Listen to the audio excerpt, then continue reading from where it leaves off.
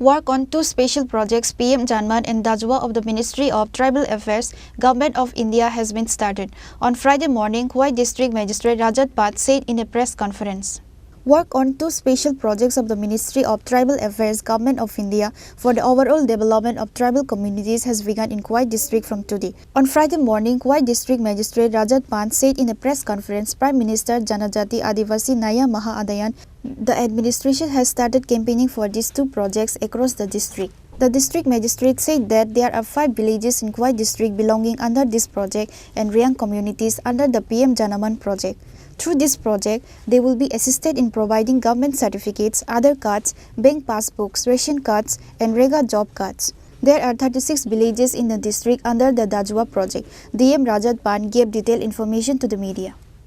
आज हम भारत सरकार की दो महत्वपूर्ण स्कीम जो ट्राइबल वेलफेयर डिपार्टमेंट या मिनिस्ट्री ऑफ ट्राइबल अफेयर्स की तरफ से और स्टेट में ट्राइबल वेलफेयर डिपार्टमेंट की तरफ से जो पिछले 2-3 सालों से चली आ रही हैं, जिनमें सर्वप्रथम PM जनमन, जिसका फुल फॉर्म है प्रधानमंत्री जनजाति आदिवासी न्याय महाअभियान, और दूसरा है डाजगुआ जो है धरती आबा जनजातीय ग्राम उत्कर्ष अभियान।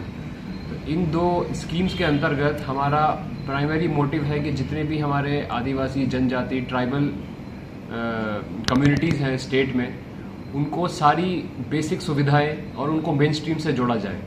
PM जनमन के अंदर हमारे खोवाई ज़िले में 5 विलेजेस हैं।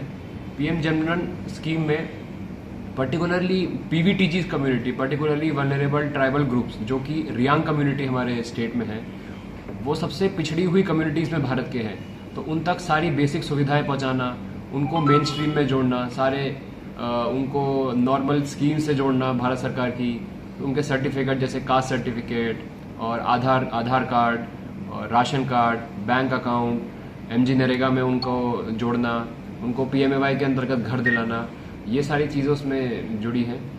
इसके अलावा डाजगुआ स्कीम के अंदर बाकी विभिन्न बची हुई बाकी ट्राइब्स जो PVTG नहीं है, उनके भी उत्थान के लिए हमें उनको भी उसी तरीके से बाकी स्कीम से जोड़ना है, और जो अलग अलग सर्टिफिकेट्स हैं और बेनिफिट्स हैं भारत सरकार के, वो उन तक पहुंचाना है। और डाजगुआ के अंदर हमारा खोवाई ज़िले में 36 गांव हैं। इन दोनों स्कीम को मद्देनजर रखते हुए ये साल, जैसे कि आप सभी जानते हैं, भगवान बिरसा मुंडा जी, जिन्होंने अंग्रेज़ों के खिलाफ बहुत बड़ी लड़ाई लड़ी थी, झारखंड के एक आदिवासी समूह से आते थे, तो उन्होंने अपने जीवन में बहुत ही छोटी उम्र में 25 साल की उम्र में उनको वीर गति प्राप्त हुई, और इस 25 साल के छोटे से जीवन में भी उन्होंने डटकर अंग्रेज़ों का मुकाबला करा और इतने सारे जनरेशन्स ऑफ जनजाति आदिवासी लोग और भारत के अन्य लोगों को भी मोटिवेट किया, प्रोत्साहित किया, और देश के लिए कुछ करने के लिए उनको बताया कि किस तरीके से हम देश में अपना योगदान दे सकते हैं। तो बिरसा मुंडा जी की ये 150वीं जन्म तिथि है इस साल, तो इसके अवसर पे भारत सरकार ने ये धरती आबा अभियान चलाया है।